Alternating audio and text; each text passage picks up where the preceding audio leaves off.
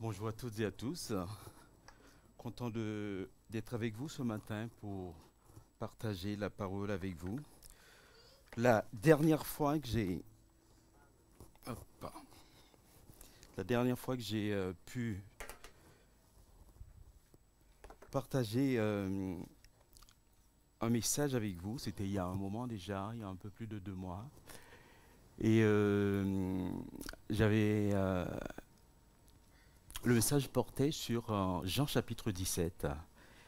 Et lors de ce message, j'ai fait référence au chapitre 15 plusieurs fois. Et durant ces dernières semaines, j'ai pu relire tout l'évangile de Jean. Et je souhaitais revenir ce matin sur ce chapitre 15 avec vous. Ce chapitre où Jésus nous présente le disciple comme quelqu'un qui est appelé à porter du fruit. Et Jésus précise dans ce chapitre 15 du fruit en abondance. Et toujours dans les évangiles, en Matthieu chapitre 7, Jésus nous dit que c'est à leurs fruits qu'on reconnaîtra mes disciples. C'est en portant du fruit que nous pouvons montrer qui nous sommes vraiment, notre nature profonde. Déjà, Jean-Baptiste, avant qu'il préparait l'arrivée du Messie, disait à ceux qui venaient à lui pour se faire baptiser, en Matthieu 3, verset 8, produisez donc du fruit qui confirme votre changement d'attitude. Donc le but de notre nouvelle vie en Christ est de produire des fruits qui réjouissent le cœur de Dieu. Des fruits qui font du bien autour de nous.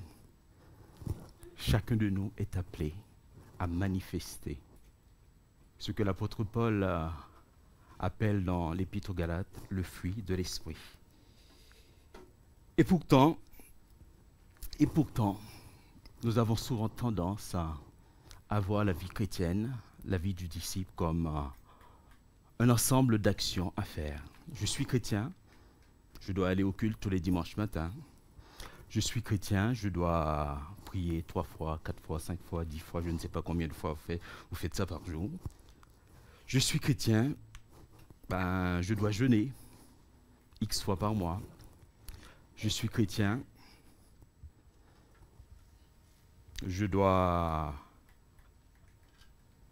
prendre soin des gens autour de moi, je dois faire attention à eux.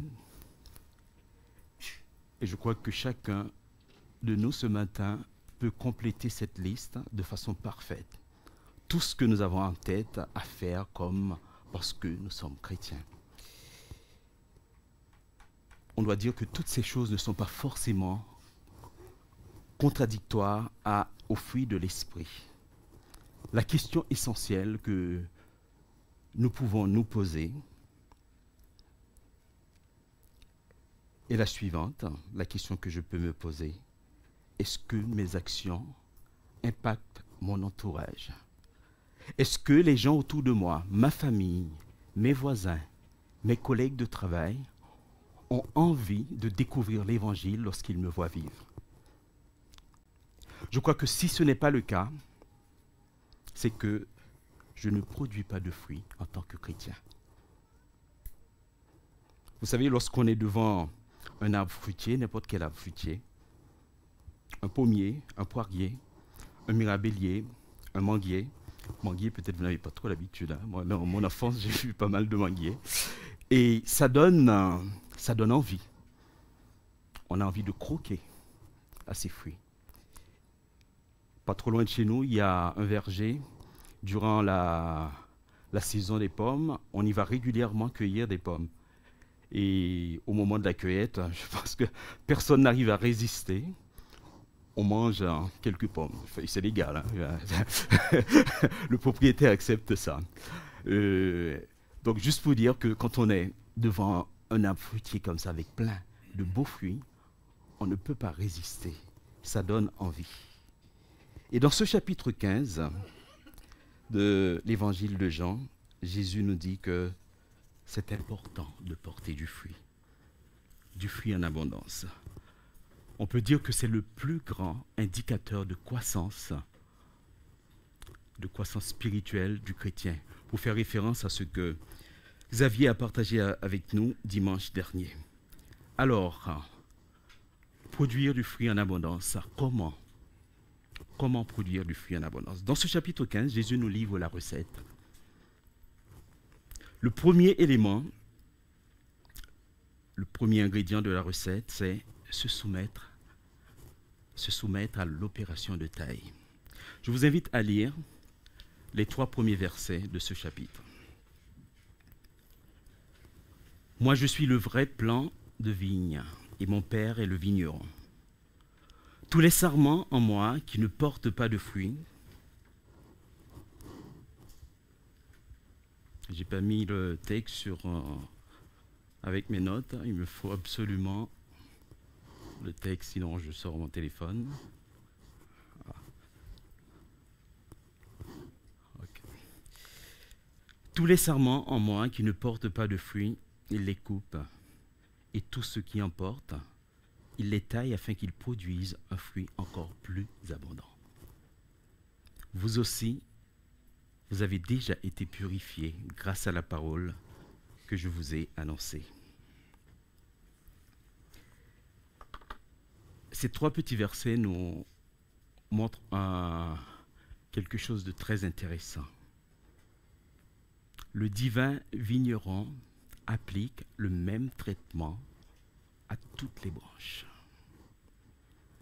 Les branches qui produisent déjà des fruits et les sarments qui ont du mal à porter du fruit. Dieu coupe tous les sarments parce que son intention pour moi, pour toi, pour chacun de nous, en tant que jardinier par excellence, est que nous arrivions à produire du fruit en abondance. Ceux qui portent déjà des fruits vont produire davantage, et ceux qui ont du mal à porter des fruits vont pouvoir donner beaucoup de fruits. Par la taille, Dieu souhaite tout simplement nous débarrasser de tout ce qui nous empêche de porter du fruit, car notre fonction est de manifester le fruit de l'esprit, là où il nous place chaque jour. Le problème, c'est qu'il nous arrive si facilement de nous accommoder au fait d'avoir plein de feuilles, plein de branchettes. Ça donne l'impression qu'il y a la vie. Où on se satisfait de porter un peu de fruits de temps en temps. Or, la parole nous dit que Christ est venu nous transmettre la vie en abondance. Jean 10, verset 10, « Moi, je suis venu afin que les brebis aient la vie et qu'elle l'ait en abondance. » Alors ce matin, une autre question. Qu'est-ce qui t'empêche de vivre cette vie abondante qui t'est offerte en Christ? Cette vie riche en fruits de l'esprit. Ces 2 premiers versets du chapitre 15 nous invitent à analyser notre vie chrétienne pour identifier ces branches, ces branchettes même, auxquelles nous tenons tant et que nous cherchons à garder loin du sécateur du vigneron. Quels sont ces aspects de notre vie qui plombent notre croissance spirituelle et qui nous empêchent de porter du fruit? Ces 2 versets nous laissent entendre que toutes ces branches stériles sont vouées à la mort. Elles sont coupées. Alors, ça ne sert à rien de nous accrocher à quelque chose qui nous mène vers la perdition. Acceptons de soumettre ces branches à la taille du grand et souverain jardinier. C'est vrai que ce procédé est radical. La taille est radicale, c'est douloureux. Il génère de la souffrance, il nous laisse un sentiment de perte inconfortable. Une partie de nous aura été enlevée. Mais quand on pense au résultat, la vie qui va en découler avec de nombreux fruits, nous devrions exposer sans hésitation, sans crainte, les domaines de nos vies à Dieu. Et finalement, on peut comprendre que ce choix de soumettre à la taille ces branches auxquelles nous nous tenons et qui ne servent à rien nous amène à vivre l'enseignement de Jésus dans Luc chapitre 9, l'enseignement sur le renoncement à soi. Jésus nous dit dans Luc 9, versets 23-25, « Si quelqu'un veut me suivre, qu'il renonce à lui-même, qu'il se charge chaque jour de sa croix et qu'il me suive.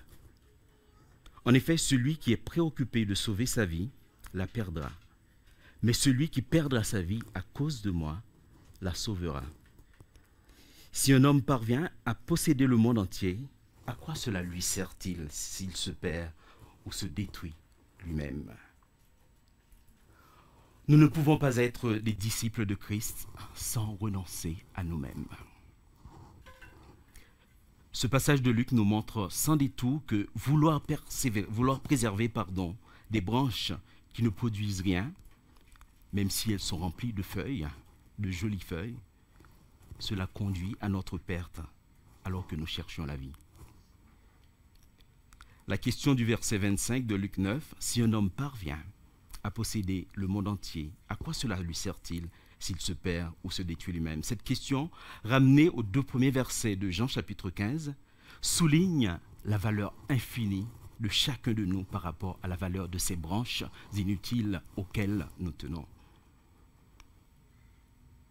La marche chrétienne, la vie de disciple, implique un choix radical, celui de la taille, celui de la mort des branches encombrantes. Et quand on fait cela, on va connaître le miracle de la vie en abondance, la vie pleine de fruits. Le seul chemin qui mène vers cela, c'est la mort. Le seul chemin qui mène vers une vie pleine de fruits en abondance, c'est la mort de ces branches inefficaces. L'apôtre Paul exprime cette expérience en ces termes dans Galates 2, les versets 19-20. « Je suis crucifié avec Christ. Ce n'est plus moi qui vis, c'est Christ qui vit en moi. Ma vie en tant qu'homme, je la vis maintenant dans la foi au Fils de Dieu, qui, par amour pour moi, s'est livré à la mort à ma place. Je suis crucifié avec Christ. » Toutes ces branches-là ne veulent plus rien dire pour Paul. Ces branches qui ne produisent pas de fruits dans ta vie, dans ma vie, dans notre vie, nous devrions les laisser tomber. Nous devrions les soumettre à notre Créateur pour qu'il passe son sécateur et les enlever. Examinons encore une fois notre vie et demandons à Dieu de nous révéler toutes ces branches, toutes ces branchettes remplies de feuilles et qui nous empêchent d'avancer dans notre vie. Et demandons-lui aussi de nous donner la force d'accepter qu'il nous émonde, qu'il nous débarrasse de ces choses, de ces branches qui entravent la production de fruits dans notre vie. Se soumettre à l'opération de la taille. Voilà le premier élément de cette recette pour porter du fruit. Le deuxième ingrédient, c'est s'attacher au Seigneur. Je vous invite à lire les versets 4 à 11. « Demeurez en moi, et moi je demeurerai en vous. Un sarment ne saurait porter du fruit tout seul, sans demeurer attaché au cep. Il en est de même pour vous. Si vous ne demeurez pas en moi, vous ne pouvez porter aucun fruit. Je suis le cep de la vigne, vous en êtes les sarments. Celui qui demeure en moi et en qui je demeure portera du fruit en abondance. Car sans moi, vous ne pouvez rien faire. Si quelqu'un demeure en moi, si quelqu'un ne demeure pas en moi, on le jette hors du vignoble, comme les sarments coupés. Ils se dessèchent, puis on les ramasse. On y met le feu et ils brûlent.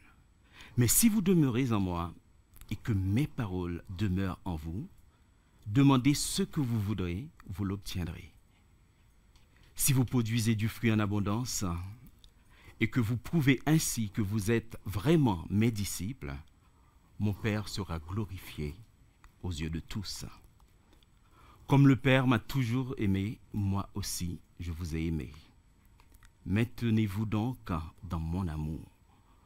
Si vous obéissez à mes commandements, vous demeurerez dans mon amour, tout comme moi-même j'ai obéi aux commandements de mon Père, et je demeure dans son amour. Tout cela, je vous le dis, pour que la joie qui est la mienne vous remplisse, vous aussi, et qu'ainsi votre joie soit complète. Demeurez en moi, nous dit Jésus. Dans ces 8 versets, Jésus va reprendre cette expression plusieurs fois pour nous montrer l'importance, la nécessité de cette attitude quant au fait de porter du fruit dans notre vie. Si nous désirons vraiment porter du fruit en abondance, c'est un devoir pour nous de rester attachés à notre Seigneur. Demeurez en moi et je demeurerai en vous, nous dit Jésus. C'est une invitation de Jésus à entretenir une relation que lui déjà il a initiée dans notre vie. Il nous appelle à une relation réciproque, continue. Je ne peux pas vivre cette relation comme je l'entends. Aujourd'hui, je veux bien. Demain, je vais réfléchir. Après-demain, bon, j'ai pas envie aujourd'hui. C'est pas ce que Dieu attend de nous. Mon désir doit être de demeurer, d'habiter en Christ en tout temps. Le sarment, pour pouvoir porter du fruit, doit rester attaché à la vigne, pour pouvoir profiter de cette sève qui circule entre les branches et la vigne. Nous aussi, nous avons besoin de rester attachés à notre Seigneur pour être nourris par sa parole. Demeurer en Christ, c'est demeurer dans la parole de Dieu, c'est demeurer dans les commandements du Seigneur et laisser l'Esprit de Dieu appliquer les fruits de la parole dans notre vie. Les versets 3 à 11 que nous venons de lire présentent ce lien entre l'attachement à Christ et le fait de porter du fruit comme un processus en plusieurs étapes. D'abord, la parole de Dieu au centre de ma vie, la parole de Dieu au centre de notre vie. Cet attachement nous permet de vivre une relation étroite avec notre Dieu. Nous avons ce privilège de vivre cette intimité avec notre Dieu Sauveur.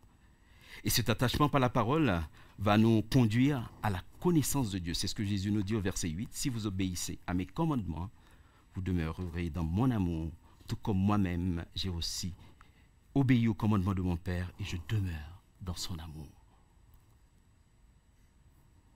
La parole de Dieu au centre de notre vie va nous permettre de découvrir l'amour. Dieu est amour. Nous allons connaître Dieu.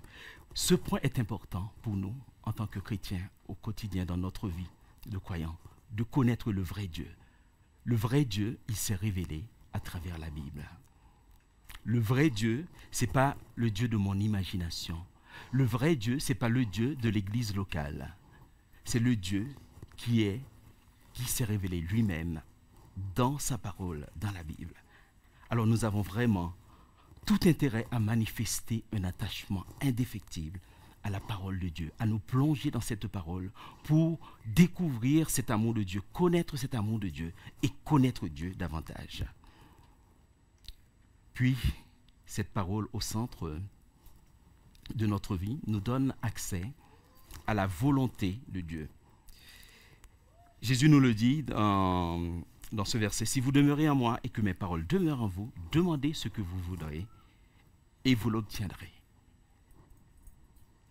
Ce verset nous dit que tout simplement que nous allons connaître la pensée de Dieu pour nous, la volonté de Dieu pour nous.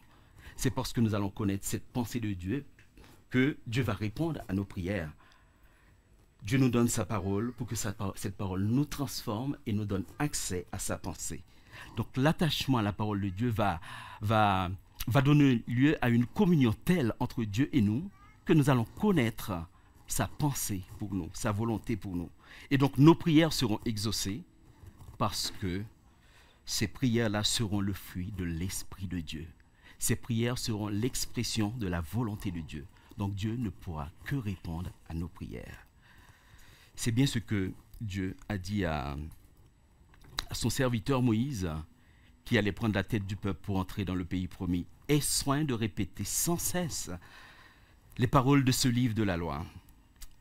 Médite-les jour et nuit afin d'y obéir et d'appliquer tout ce qui y est écrit, car alors tu auras du succès dans tes entreprises, alors tu réussiras. Tout comme Josué, Dieu nous invite à nous plonger dans la parole pour laisser sa vérité nous travailler et finalement saisir ce qu'il attend de nous. Ce qu'il attend de nous, sa pensée pour nous, sa volonté. C'est ce travail que la parole va réaliser dans ma vie lorsque je mets la parole au centre de ma vie.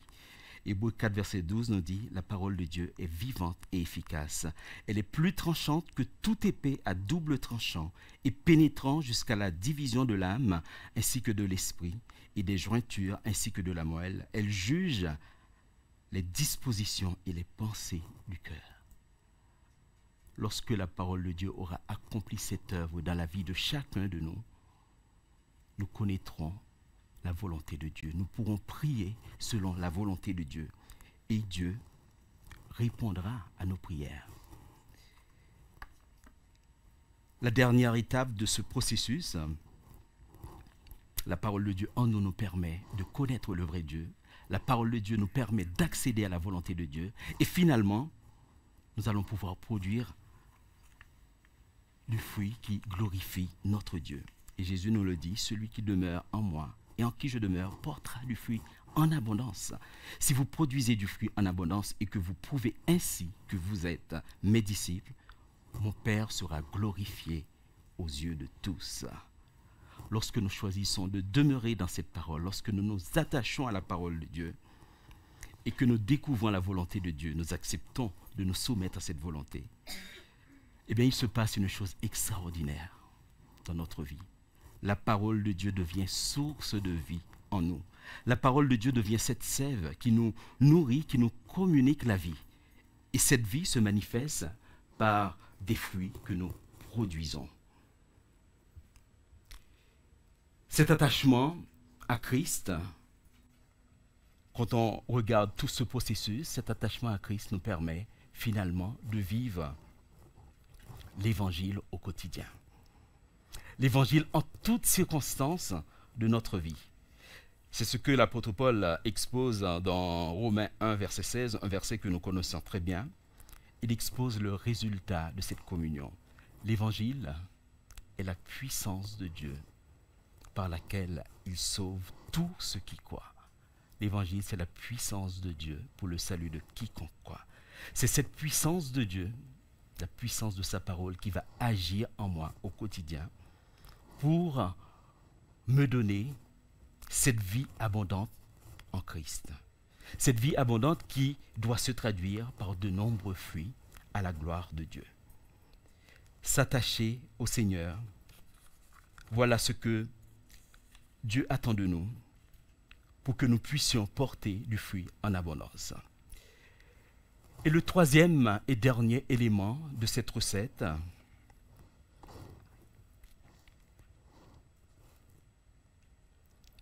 c'est le fait de ne pas rejeter la grâce de Dieu. Compter sur la grâce de Dieu. Voilà comment Jésus l'exprime dans ce chapitre 15. On va lire les versets 12 à 17. Voici quel est mon commandement. Aimez-vous les uns les autres.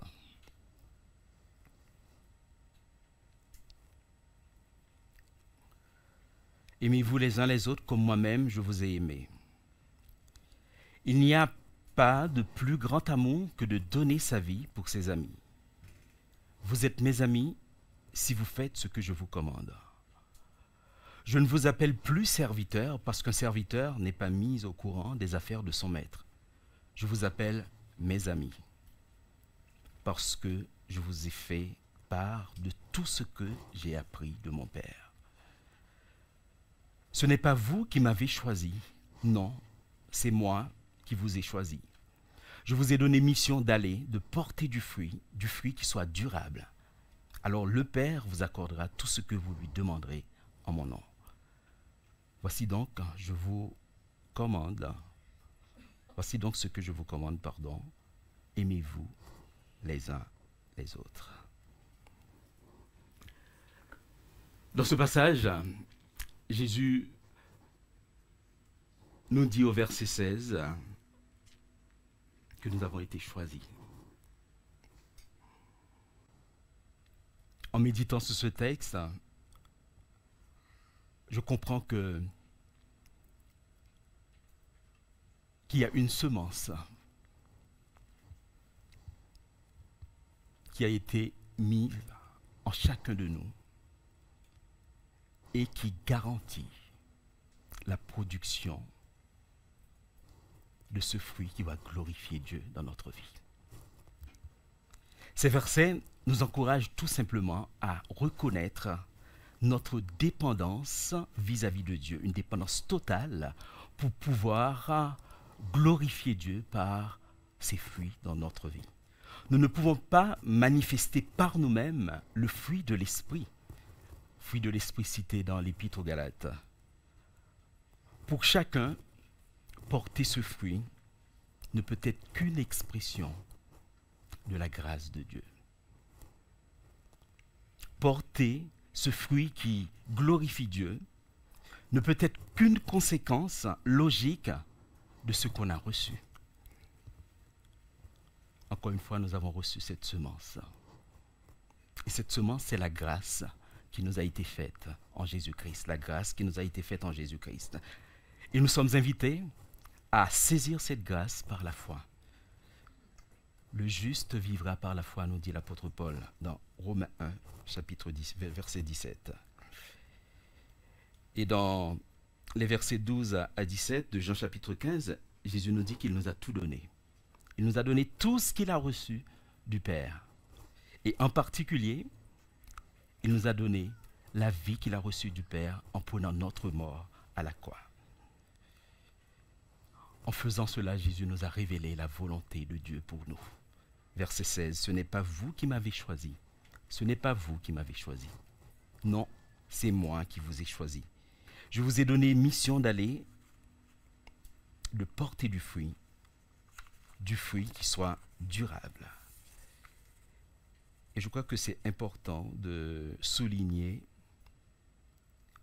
ce qualificatif du fruit durable. Nous sommes appelés pour un but précis. Porter du fruit. Ce n'est pas n'importe quel fruit, mais un fruit durable.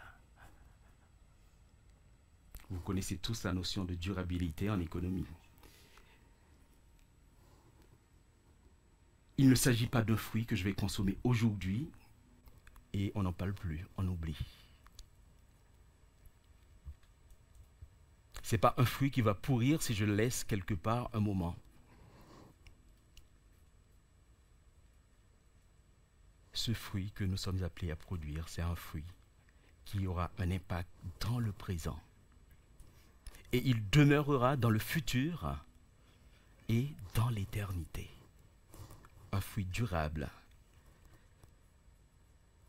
Et quand on réfléchit, une fois encore on dit, mais ça, je ne peux pas produire ce fruit par nous-mêmes. Donc je reviens sur ce que je vous ai déjà dit. Il y a cette semence en nous. C'est là que nous sommes invités à faire confiance à notre Dieu. Pour saisir cette grâce, nous pouvons lui faire confiance, celui qui nous a choisis, en obéissant à sa volonté, pour devenir ces sarments, ces branches qui débordent en tout temps d'amour, de joie, de paix, de patience, de bonté, de bienveillance, de foi, de douceur, de maîtrise de soi. Galates 5, verset 22. Ce sont là les fruits qui plaisent à notre Dieu, les fruits qui réjouissent le cœur de notre Dieu. Ce sont là les fruits qui montrent qui nous sommes vraiment, les disciples de Christ dans ce monde. Ce sont là les fruits qui vont impacter notre entourage. Pas nos discours, pas nos multiples activités religieuses. C'est l'amour, la joie, la paix, la patience, la bonté, la bienveillance, la foi, la douceur, la maîtrise de soi. Ce sont ces fruits-là qui vont attirer les autres et qui vont les amener aussi à venir à Christ pour découvrir l'amour de Dieu. L'apôtre Paul a prié pour les chrétiens de Colosse pour qu'ils soient remplis de ce fruit de l'esprit. Ce fruit de l'esprit qui se traduit par toutes sortes d'œuvres bonnes. Il prie dans Colossiens 1, verset 9-10, « Nous ne cessons de prier Dieu pour vous et de demander que vous soyez remplis de la connaissance de sa volonté, en toute sagesse et intelligence spirituelle, pour marcher d'une manière digne du Seigneur et pour lui être entièrement agréable, portant des fruits en toutes sortes de bonnes œuvres. »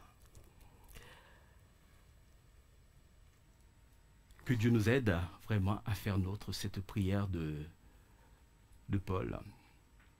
Que nous puissions prier pour que Dieu nous aide vraiment à porter ces fruits qui vont se manifester par toutes sortes de bonnes œuvres dans notre vie. Encore une fois, là, nous voyons que ce ne sont pas ces œuvres-là qui comptent, hein.